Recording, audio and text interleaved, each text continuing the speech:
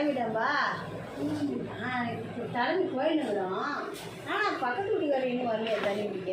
அதான் நான் டெய்லி அவ தானே முத்தி எப்பவுமே நான் தண்ணி பிடிக்கணும் இந்த வாட்டி இருப்பாடா டெய்லி நம்ம கூட.